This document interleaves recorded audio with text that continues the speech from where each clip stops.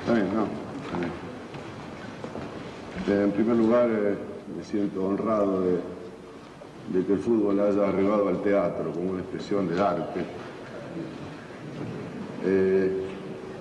Y para mí es fundamental la posibilidad del diálogo con especialistas de fútbol o con hombres que quieren arribar a la conducción de este deporte invadido por el gran negocio y con una total desprotección a lo que hace al deporte en sí, al futbolista en su crecimiento y en la custodia.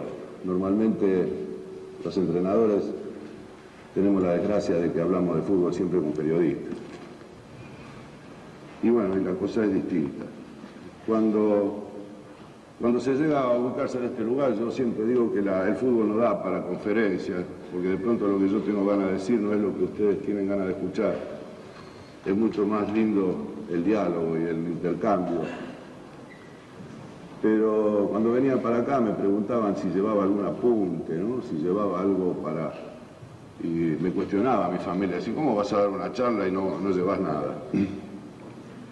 Y digo que cuando se está de este lado, la iniciación de la charla tiene que decir, vamos a tratar de hablar de algo que a ustedes y a mí me interesan, y no como a veces escuchamos en los medios de comunicación que hablan como diciendo voy a hablar de algo de lo cual ustedes no saben nada. Entonces mi idea era, en primer lugar, intentar algunas reflexiones. Nosotros los hombres de fútbol, los que nacimos en una cancha, al menos a mí me pasa, me siento maltratado por la cantidad de mensajes de confusión a un público que pareciera que hasta está perdiendo el buen gusto o la memoria de lo que ha significado el fútbol argentino para nosotros. Es decir, el fútbol para este país ha sido un hecho cultural.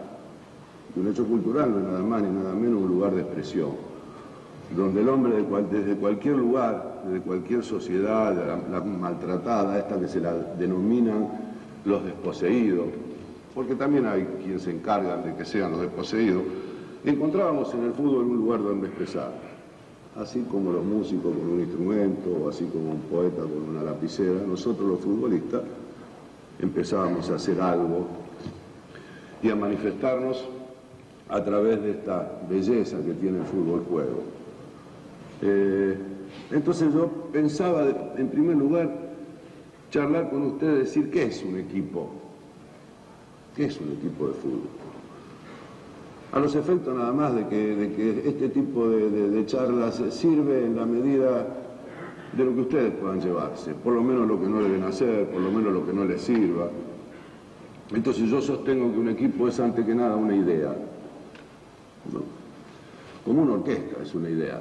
Por eso los tangueros había quien le gustaba D'Arienzo, otro le gustaba Troilo. Un equipo de fútbol es una idea. Y además de una idea, es un compromiso. Y además de un compromiso son las claras convicciones que un entrenador debe transmitir a sus jugadores para defender esa idea. No termina ahí. Es decir, porque también una vez escuchaba a dos vagos en un café que decían, estaban sin laburo los dos, entonces uno le decía al otro, tengo una idea que nos vamos a salvar. Y era la idea de asaltar un banco. Por lo tanto, hay ideas que sirven y otras que no. Hay ideas que intentan, a favor de algunas miserias que se arrastran por una sociedad tan difícil, donde pareciera que hay que transitar el camino del éxito de cualquier manera, que no le hacen bien al proyecto de fútbol. Entonces, esta idea de un equipo está ligada a un montón de razones que es la que he sostenido para defender. Es decir, en primer lugar, que un equipo de fútbol es un equipo de fútbol. Y esa idea de un equipo de fútbol está sustentada por una realidad argentina. Es decir, el miedo por el cual estoy atravesando en los últimos tiempos es el hecho de que el jugador pierda su naturaleza de jugador, que a favor del modernismo y de la táctica, que en definitiva no es nada más que la ubicación geográfica de un equipo para recuperar la pelota y la ubicación geográfica para después jugarla, que en definitiva sería, volviendo atrás, tratar de que no nos hagan goles y tratar de hacer goles. Entonces, mi preocupación es que los entrenadores no nos arroguemos el derecho de quitarle al espectáculo el sinónimo de fiesta, a favor de un razonamiento filosófico que no tiene sustentación, que es evitar los riesgos. No conozco ningún sistema que evite riesgos. Los riesgos están como en la vida. Si fuese por evitar riesgos, uno no se enamoraría nunca por miedo a que lo traicionen, ni tendría un amigo por miedo a que lo defraude. Entonces los riesgos en el fútbol están, porque de la única manera que no se puede arriesgar en cualquier juego es no jugando.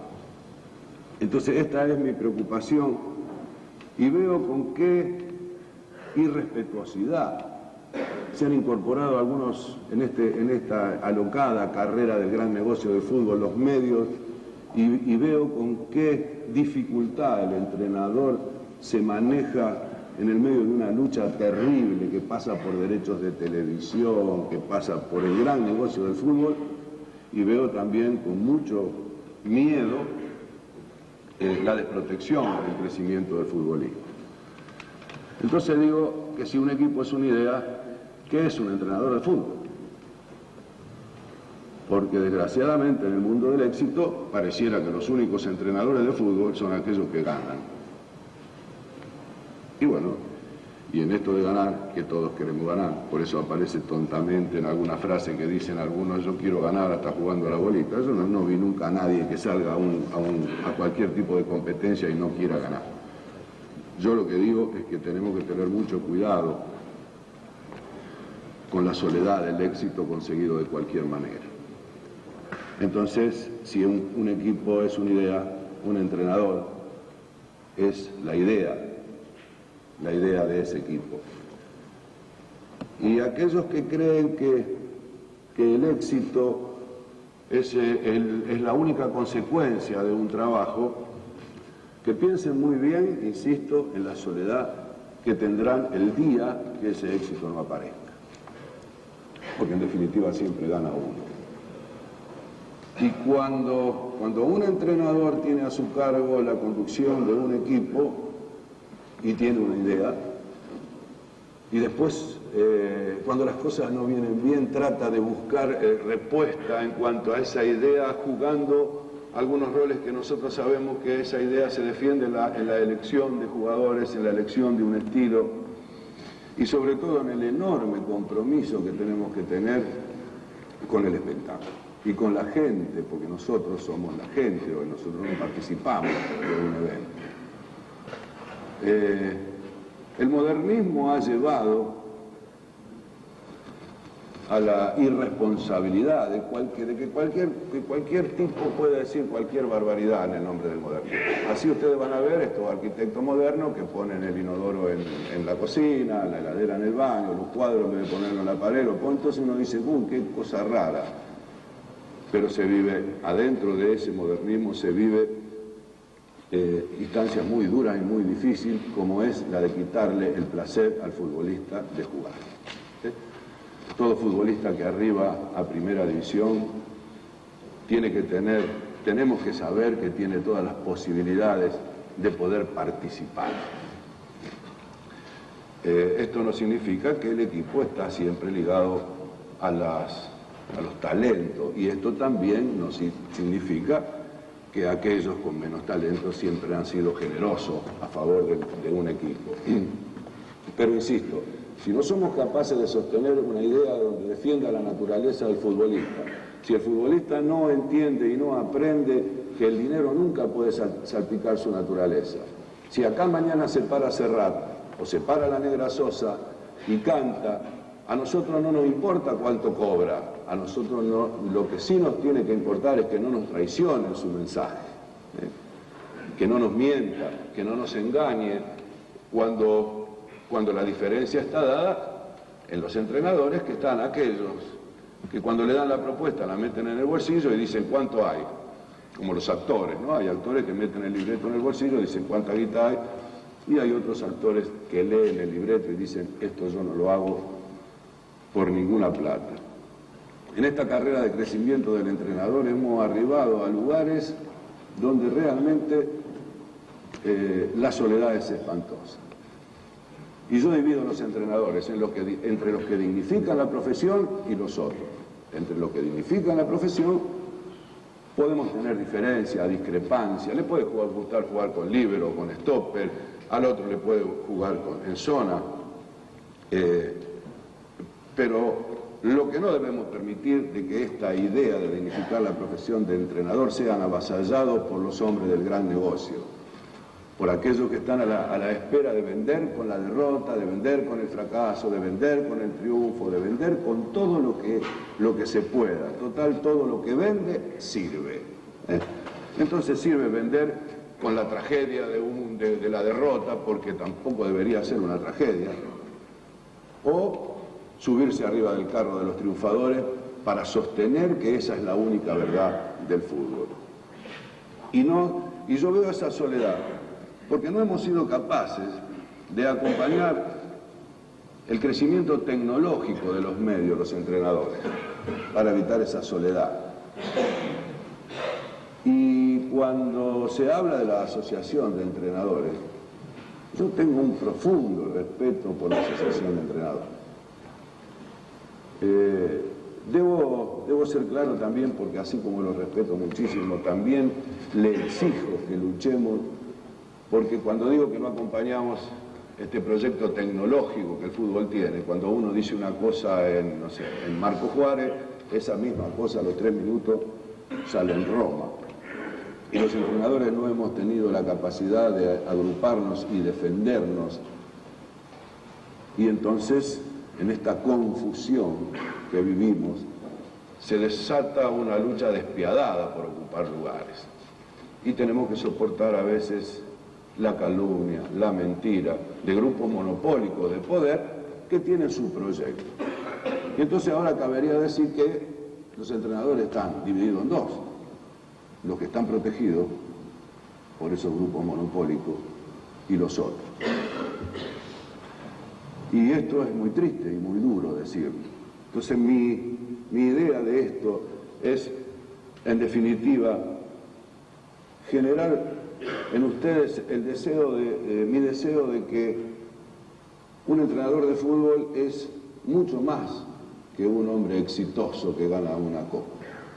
Tiene enormes responsabilidades en la conducción y en la caracterización de lo que es un futbolista. Porque un futbolista tiene código, porque el fútbol es solidario, porque el fútbol, más allá de los razonamientos tácticos, tiene que tener un enorme compromiso en lograr una relación afectiva con la gente, que son los sostenedores. Y aquellos que dicen que lo único que importa es ganar, quiero advertirles también que siempre gana uno. Por lo tanto, en un campeonato de 30 hay 29 que se tienen que preguntar: ¿qué dejé yo en este club? ¿Qué cosa le aporté yo a mis jugadores? ¿Qué posibilidades de crecimiento yo di a mi futbolista? Entonces se plantean discusiones como si todos juegan de todos, si los laterales suben, si es 4-2-4, como si el fútbol se podría computarizar. Cuando digo que el fútbol es una idea y la orquesta es una idea, un director de orquesta tiene la facilidad de escribir música y el músico sube y toca solo, nadie lo empuja. Un jugador de fútbol, cuando un técnico tiene una idea, nace esa idea de la competencia. Entonces esa idea solamente puede estar respaldada si nosotros asumimos el compromiso de crecimiento del jugador por el conocimiento. Y el conocimiento nosotros estamos obligados a aprenderlo de la historia.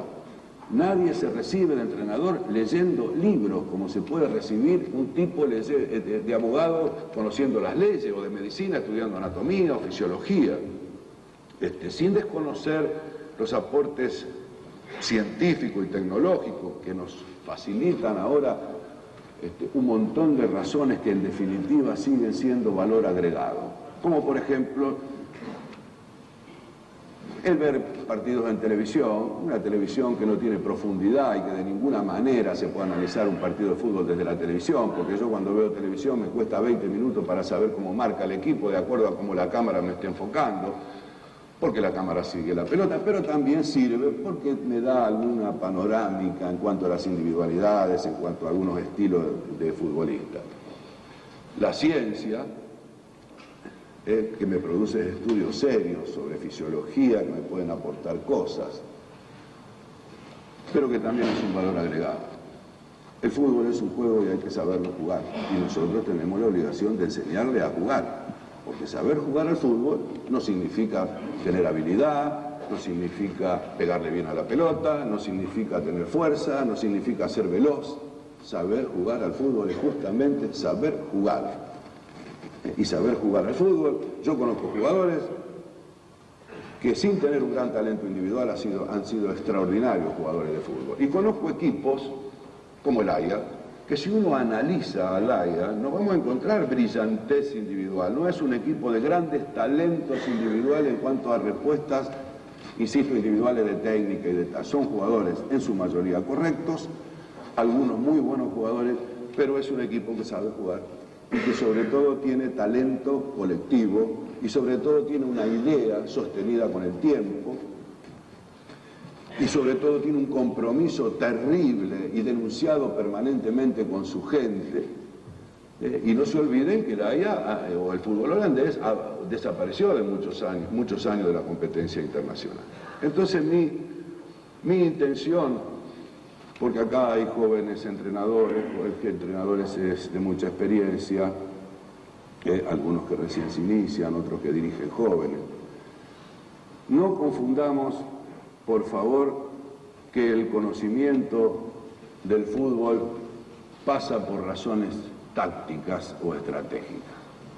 Esto es lo mismo que suponer que para cazar un ciervo lo importante es ponerse a 50 metros del ciervo. Y de pronto el tipo que tira a 50 metros no le pega, le erra al ciervo. Entonces lo primero que teníamos que saber es que este tipo no le pega al ciervo. Por eso los razonamientos tácticos tienen, antes de empezar a hablar de esto, tenemos que hablar de nombres propios. Y como tenemos que hablar de nombres propios, es que yo le insisto a ustedes que entendamos que nuestra primera obligación es capacitar futbolistas para que sepan jugar al fútbol. Porque uno escucha el lateral es volante, y si yo, o líbero, y yo digo, si no me decís quién es, yo no sé cómo juega. Porque si me decís un líbero, con el mayor de los respetos, no es lo mismo, estratégica o tácticamente, si es, no sé, el Tata Brown, excelente jugador, o Beckenbauer, son dos cosas distintas. Y si queremos ejemplificar también con nombre propio, podemos decir que bueno, que un líbero tiene que ser como Beckenbauer. Ahora también nos podemos preguntar, ¿pero ese líbero sube? Y cuando empezamos a hablar de que si ese líbero sube o ese líbero ataca, tenemos que empezar a saber quiénes son los otros jugadores. Por eso digo que es muy difícil hablar de fútbol sin nombres propios. Laterales que atacan, decime cómo se llaman, y entonces vamos a ver, vamos a resolver cuál es la idea. Pero hay cosas que son fundamentales y que nacen justamente de la preparación que el entrenador tiene que tener y donde denuncia su mayor o menor capacidad, que es en el crecimiento de las individualidades. Y es en el compromiso de participación, porque ahí que logre de sus jugadores. Porque entonces sí podemos decir que un equipo, cuando tiene compromiso, cuando tiene convicciones, jamás renuncia a la participación. Nosotros hemos atravesado una etapa del fútbol argentino donde de pronto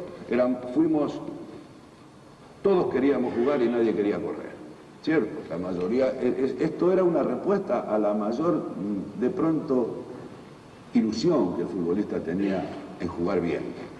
Entonces, claro, teníamos un gran desequilibrio. Todo el mundo quería la pelotita, pero cuando había que buscar la pelotita, había 4 que se mataban, 2 que mirábamos, y me incluyo, y algunos otros que hacían lo que podían.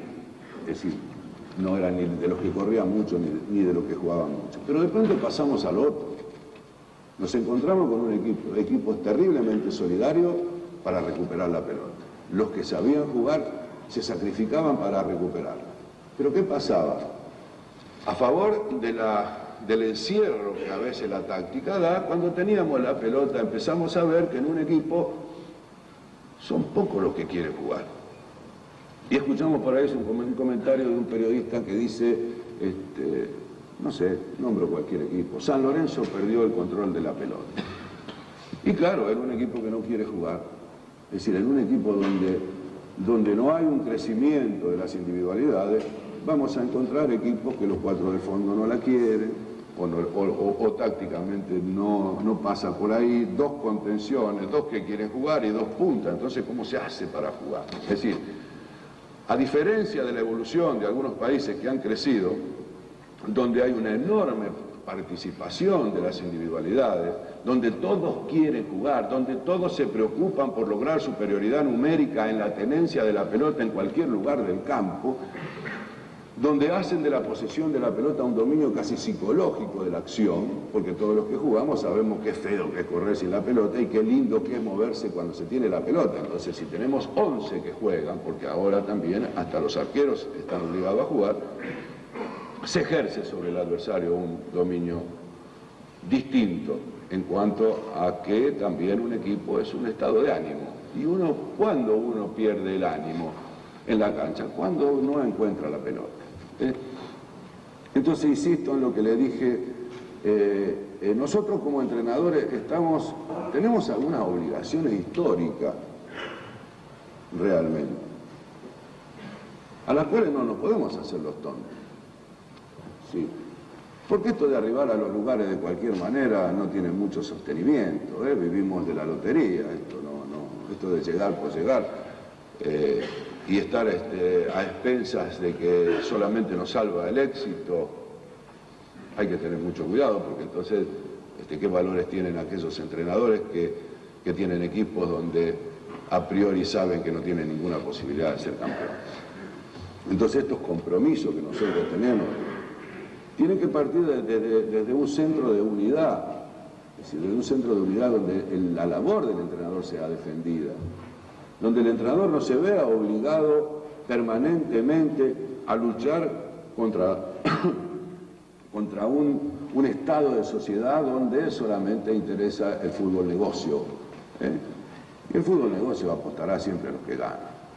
Y vamos a ir observando cómo decae la aparición de figuras consolidadas. Nosotros tenemos muchos proyectos, pero revisemos cuántos años hace que no colocamos un jugador a primer nivel del mercado internacional.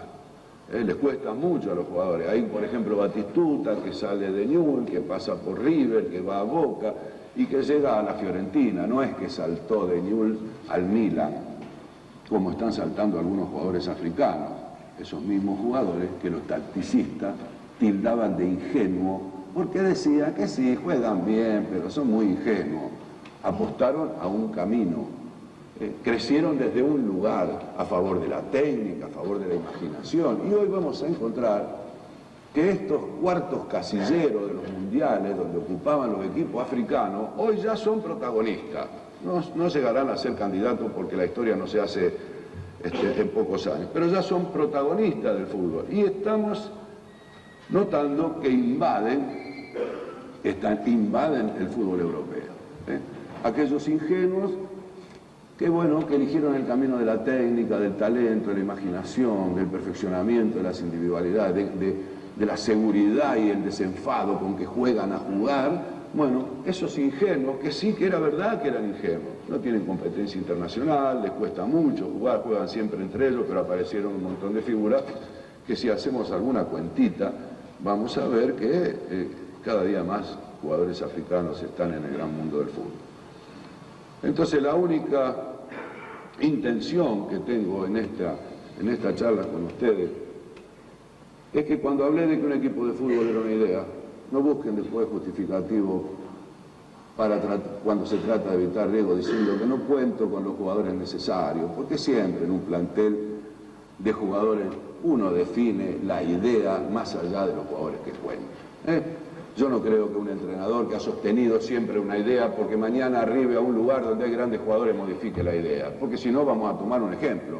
Trapattoni jugó de una manera toda su vida y le tocó dirigir la Juve, y pudo comprar 20 jugadores. Y siempre compró jugadores de acuerdo a la idea que tenía. Entonces, cuidado con las mentiras. Cuidado con esto de acomodarse a decir, yo no puedo jugar porque yo no tengo los jugadores que tiene, qué sé yo, el Real Madrid. Porque no es verdad, porque después cuando van al Real Madrid sostiene, y yo no digo ni que esté mal ni que esté bien, pero vamos a tratar de sincerarnos y de definir que el fútbol argentino está careciendo de posibilidades de sostener como idea la defensa de la naturaleza del futbolista. No hay nada más engañoso que sacarlo de su hábitat al futbolista. Es decir, parto de la premisa de que el fútbol es eficacia. Yo juego para ganar, tanto o más como cualquier otro egoísta que piense que va a ganar de otra manera. Yo quiero ganar el partido, pero no me rindo ante de que solamente se gana a favor de un razonamiento táctico, sino creo que no está desligada la eficacia de la belleza. Porque si no vamos a hacer un repaso de la historia del fútbol y este empirismo con lo cual quieren rodear a este fútbol argentino de los últimos tiempos, quedará fácilmente demostrado de que en definitiva nuestro fútbol ha sido siempre eficacia y belleza.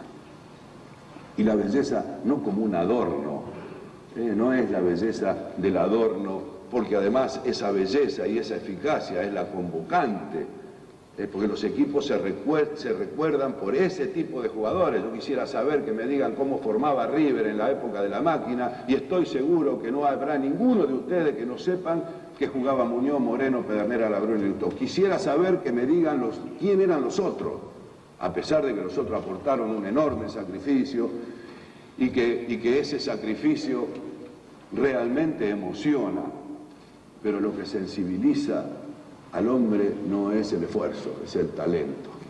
Y son dos cosas distintas. Sentirse emocionado, yo me siento emocionado viendo un hachero en el Chaco achando un árbol. Y lo respeto y lo quiero y me emociona. Pero cuando escucho el bandoneón de Troilo, no es una emoción, toca mi sensibilidad. O cuando leo un poema de Homero Manzi. Entonces tengamos cuidado, no nos dejemos arrastrar por este modernismo que no tiene sustentación, que no es verdad. Hay una frase famosa de Adolfo Pedernera, un día que nosotros comiendo en un bar, ahora de grande, Adolfo, yo le pregunté, Adolfo nunca quiere hablar del fútbol de antes y del fútbol de ahora, ¿por qué no me dice algo? Porque yo tengo mis dudas también, porque yo la década del 40 no la vi, si la conozco por mi viejo, la conozco por mis parientes mayores. Y me dijo, es difícil, pero lo único que te puedo decir es que todo lo que yo veo ya lo vi, y lo que veía ahora no lo estoy viendo. Que era una manera de definir de que todo lo que pasó en el fútbol, de que los laterales subían, Lucho Sosa subía como nadie, hubo siempre futbolistas que a favor de su característica daban respuestas tácticas de las cuales nosotros copiamos, porque en definitiva, ¿quién plantea el razonamiento de esa idea? O sea, la respuesta a ese razonamiento de una idea son los jugadores. Y nuestra tarea fundamental como punto de partida es que el futbolista aprenda a jugar. Y hay futbolistas que creen que juegan bien, como aquellos que juegan al truco y creen que juegan bien porque ligan todos los tiros 33. Y no juegan bien, no juegan bien. Porque jugar bien significa ver antes, significa elegir lo mejor para el equipo, significa encontrar espacio. Uno se asombra, por ejemplo, voy a dar algún nombre propio que no me gusta, pero como dije que había que dar nombres propios es muy difícil, sino tratar de explicar. A veces me pregunto, ¿cuándo Ortega va a ser un gran jugador de fútbol? Que nos emociona con su habilidad, pero siempre elige mal, de pronto gambetean los lugares. Eso no significa que no tenga eficacia, porque es capaz que en 4 jugadas gane un partido. Pero uno está soñando con ver a aquel gran jugador, como fue el Flaco Cruyff, cómo fue el Negro Pelé, cómo fue Diego. como fue Bertoni, que está ahí adelante, como fue el Bocha, ese jugador que ve el partido, que lo lee, y que no se hace solamente solo. No, nosotros somos los responsables de enseñarle a jugar, de que no se crea que porque es fuerte, o porque corre rápido, o porque gambetea mucho, sabe jugar. Y entender que ese es el mejor legado que le podemos dar a un fútbol en el que cada día nos preocupamos menos por ver el crecimiento de las individualidades. Cada día menos nos estamos preocupando por definir qué es un jugador de fútbol y qué es jugar bien, ¿no? Entonces yo veo que toda la discusión están planteadas y juego con tres en el fondo, porque en definitiva, como le dije al principio, ese razonamiento táctico es simplemente una posición geográfica para recuperar la pelota. Si yo digo cómo juega, una vez alguien dijo, yo pregunté en una charla en Coverciano, ¿me puede explicar cómo juega el Inter? Y el técnico me contestó, y el Inter juega con dos stoppers, un líbero, y yo le dije, no, pues yo te pregunté cómo juega, no cómo recupera la pelota. Dice, así no es, eso no es jugar, eso de una manera, si hacemos zona, si achicamos, si no achicamos, más atrás, más adelante, toda la discusión se plantea desde ese lugar. Y yo digo, ¿cuándo nos vamos a plantear realmente si nosotros estamos contentos y satisfechos con el crecimiento de nuestros futbolistas? Si nosotros nos sentimos representados por futbolistas que crecen y que cada día son mejores jugadores, porque descubrir de pronto que Morales, nuestro jugador de selección, es un buen jugador, lo descubrimos cuando tiene 16 años, tiene 5 años de primera división. Lo que me preocupa a mí es que siga siendo el mismo Morales de 16 años. Si mi sueño sería verlo a Morales como el gran jugador de fútbol, y esa es una lucha que debemos tener los entrenadores. Por ahí andar con el Santo en alguna gira, o ver el Santo, y yo decía, ¿cómo puede ser que Coutinho, que es gordo, que toma cerveza todos los días, está siempre solo? ¿Cómo hace para recibir solo? Y yo, que me quiero ir de las marcas personales, corro toda la cancha y siempre tengo un tipo al lado mío, y nunca la puedo agarrar. Bueno, yo creo que esa fue una incorporación que Coutinho, empecé a mirarlo a Coutinho, empecé a descubrir cuál era el misterio para que este gordo, sin ningún despliegue físico, sino a favor de ser buen jugador, a favor del engaño y de la picardía, encontraba siempre un espacio para devolver esa pared perfecta, o para vivir del engaño y de la trampa, como vivía él, haciéndole creer al adversario cosas y hacer otras. Y entonces estas son las bases del conocimiento. Cualquier jugador de fútbol nos puede enseñar cosas para que nosotros incorporemos a nuestro archivo de conocimiento y después poder pasarla a nuevas generaciones. Me acuerdo también alguna vez de Ramos Delgado, que estaba en el Santos ya casi sus últimos años de carrera, de su brillante carrera, y él solito inventó una manera de achicar dentro de la cancha. En aquella época Brasil fue una década brillante, la del 60 al 70, donde los equipos eran terribles. Y el negro, con su picardía, esa que nació de los barrios, de Lanús, eso, con cuatro pasitos adelante le armaba cada lío bárbaro, ¿no? Por eso digo que son los futbolistas, en definitiva, los que han ido, o los que nos van dando en este archivo y en esta biblioteca que tenemos los entrenadores, un montón de cosas que nos sirven para aplicarlas, no las vamos a ir a buscar en los libros. Pero para eso tenemos que tener un concepto claro de nuestra profesión. Claro que queremos ser campeones. ¿Quién no quiere ganar un campeonato? Estas estupideces, esto de discutir si ganar o jugar bien. Esto es una metodología cruel, plantear esa discusión. Esto es lo mismo que si mañana mi hijo estudia medicina y yo le pregunto, ¿a vos qué te gusta más? ¿Estudiar, ser el mejor médico o ganar guita? Es cruel, es muy cruel y está mal planteada. Y a veces está planteada de esta manera en sostenimiento de algunos buenos resultados y en contra de otra idea que quizás no pertenezca a ningún monopolio del fútbol argentino. Entonces, cuando se plantea esta idea, nosotros tenemos que tener claro convencimiento, convicciones serias de que que no es verdad de jugar bien o ganar, porque la IA juega bien y gana, porque hay muchísimos equipos han ganado jugando muy bien y otros también han ganado. Entonces, descalificar la eficacia y la belleza a favor del éxito es muy cruel, sería tan cruel como que yo descalificara cualquier otro tipo de sistema que no está ligado a mis gustos, diciendo que de esa manera no se puede ganar. Es mentira, se puede ganar, se puede comer milanesa con dignidad y se puede comer caviar con dignidad y se puede comer un sándwich de mortadela con dignidad. El tema pasa por qué dejamos cuando el éxito no nos acompaña y cuál es nuestra función. Y de qué manera somos capaces de ser solidarios entre nosotros y defendernos, y de qué manera vamos a proyectar una idea que defienda el crecimiento y la custodia de los futbolistas, de qué manera lo podemos ayudar a que crezcan con mayor conocimiento y que además no existen futbolistas, son hombres que juegan al fútbol. Por eso nuestro compromiso, no nos podemos arrogar el derecho de negarle el juego a un futbolista a favor del resultado. Esto sería, no sé, como impedirle creatividad a Piazzolla con el bandoneón, porque se tiene que meter dentro de lo que es el mercenario que va a favor de la guita, como si de esa manera se garantizara el éxito, y eso no es así y no es verdad. Así de que bueno, yo llevo muchísimos años en el fútbol, he cometido grandísimos errores, habré dicho cosas que no correspondían.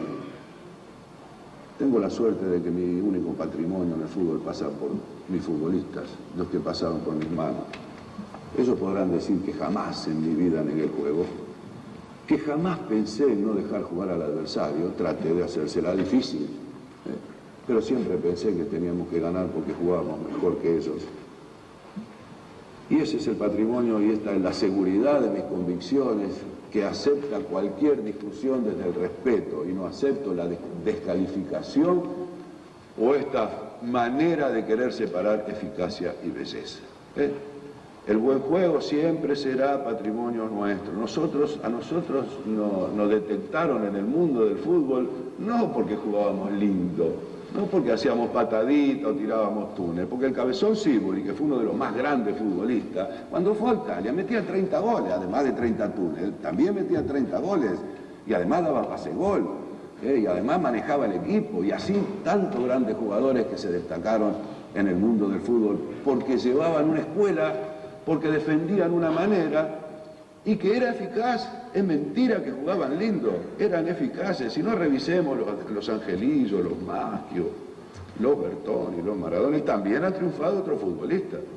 Por eso yo no descalifico a aquellos que suponen de que el principio del fútbol es establecer geográficamente dentro del campo del juego y a favor del sacrificio de algunas individualidades la teoría de que el adversario no tiene que jugar. Y después yo, si puedo, juego. No lo descalifico, es una idea. Lo que no quiero es que me mientan, lo que no quiero es que me digan que no es esa la idea, que la idea es hacer eso y además jugar bien, porque eso ya es un poco más difícil, pero de ninguna manera lo descalifico en la eficacia. Yo digo que se puede ganar, algunos ejemplos hay, son menos, pero hay algunos ejemplos de que se puede ganar.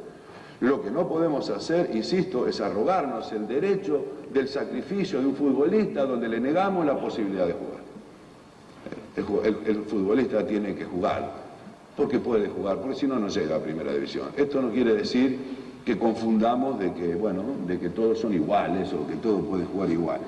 Pero cuando hay una idea y se sostiene con convicciones claras, no podemos arrogarnos el derecho de negar el espectáculo, de negar la posibilidad de que el futbolista se desarrolle y crezca, porque un futbolista tiene obligaciones y posibilidades. Las obligaciones son creativas, no son obligaciones donde terminan nada más con esas obligaciones. Y después está el valor del técnico y del futbolista para que, cumpliendo las obligaciones de un orden creativo, desarrolle sus posibilidades. Esas posibilidades se desarrollan a favor de las posibilidades de él, de las del técnico y además de las pelotas que el técnico tenga para reforzársela y para bancársela, porque si lo mandamos, si le avalamos sus posibilidades, no vaya a ser que ante el error le quitemos las posibilidades y le hagamos sentir que primero están las obligaciones, antes que nada, porque si no va a ser muy difícil que el futbolista crezca. Por eso lo han calificado a los futbolistas: no, este no puede atacar, este no puede jugar, este está para marcar. Mentira, mentira. Ningún jugador que llega a primera división, y lo que hemos jugado, lo han engañado, y a veces ellos se han prestado a un servicio más cómodo, diciendo yo cumplo con esto. Pero es mentira, ningún jugador llega a primera división y no puede participar de la circulación y de la tenencia de la pelota. Ahora después sí, eso después están los creadores, los definidores, ¿no? Pero ningún futbolista puede dejar de participar en la zona de distracción que tiene un equipo.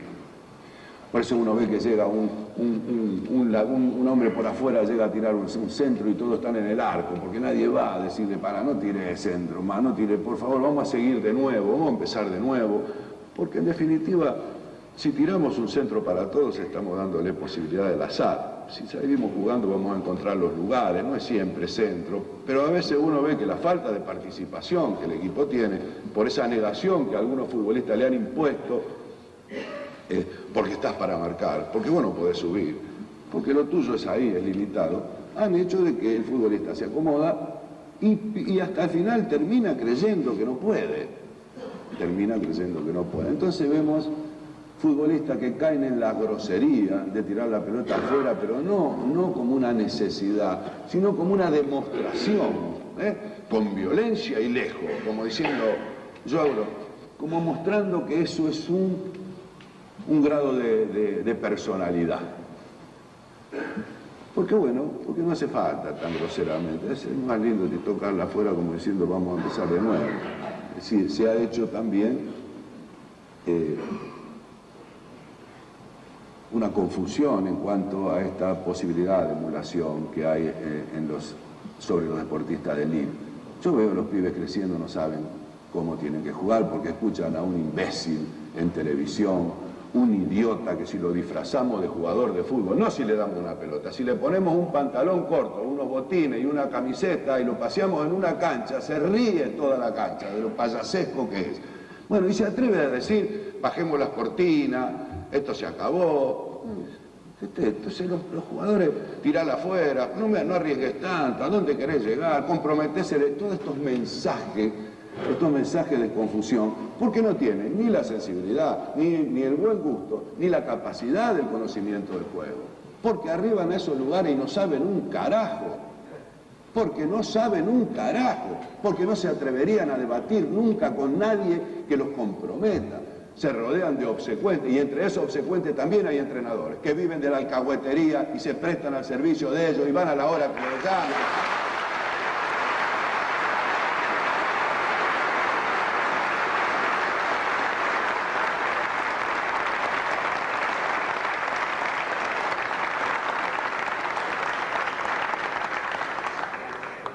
Y futbolistas cagones también, pobrecitos porque están solos y tienen miedo de decir la verdad.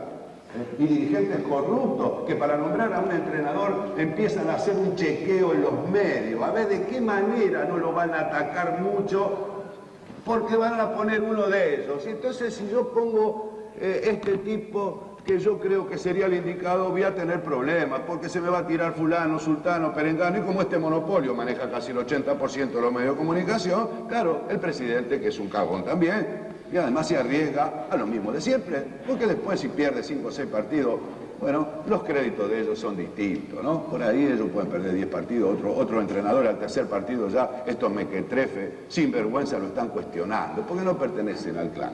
Entonces lo cuestionan al tercer partido, y otros tienen piedra libre para estar 16 partidos sin ganar, y que me parece bien, y que yo no estoy contra ese entrenador, al contrario. Yo lo que quiero es que ese entrenador también participe de la lucha y defienda a sus colegas cuando al tercer partido lo están cuestionando, como pasó con el entrenador de Independiente. Más allá de las diferencias que se puedan discutir, al tercer partido ya estaba bombardeado. Entonces, esto es lo que quiero dejar como cierre, y yo sé que llegué a una hora donde ya están bastante podridos de escuchar tantas cosas, porque se hace largo esto. Quiero dejar como una idea simplemente, es que partamos de que lo nuestro es serio.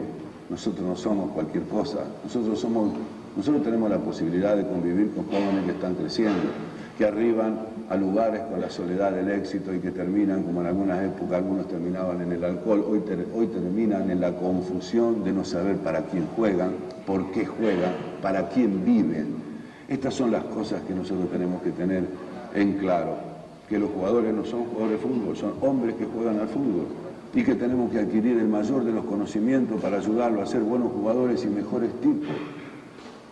Porque les guste o no, directa o indirectamente, uno en cualquier actividad plantea un estilo de vida o una sociedad en la cual le gustaría vivir. Muchas gracias.